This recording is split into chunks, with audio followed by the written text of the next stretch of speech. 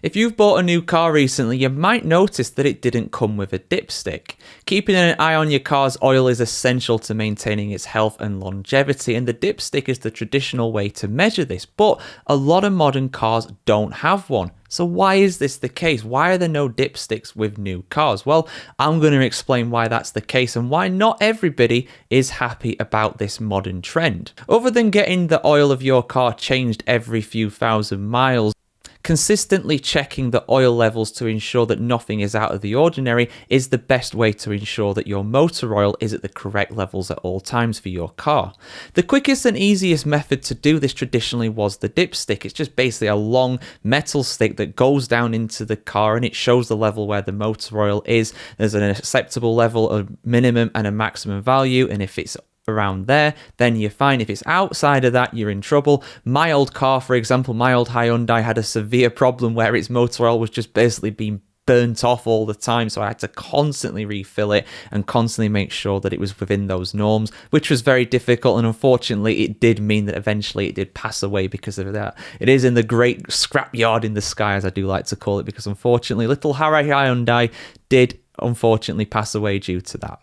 So it can be a serious problem, and you should really make sure that your oil levels are topped up correctly at all times. But like I said, dipsticks are not very common these days, and the reason why is basically because of technological advancement.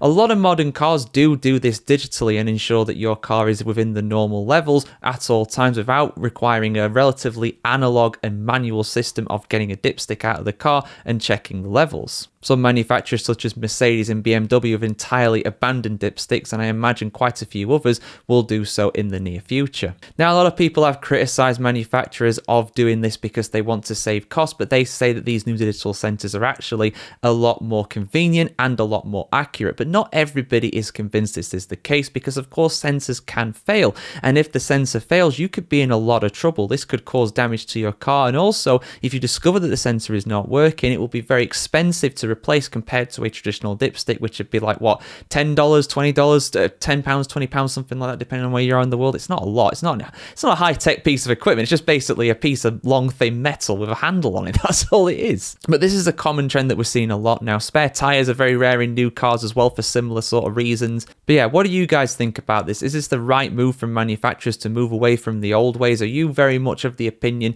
that dipstick should still be a standard feature on new cars? Obviously, this only affects the ICE cars, the petrol, the gas, the diesel powered cars, and not the electric vehicles. There's no need for one of those on an EV, definitely not. But yeah, let us know your thoughts in the comments below, guys. Have a fantastic day, and we'll see you soon for much more content like this. Like, share, comment, subscribe if you like this, and we'll see you soon for some more videos on the world of motoring.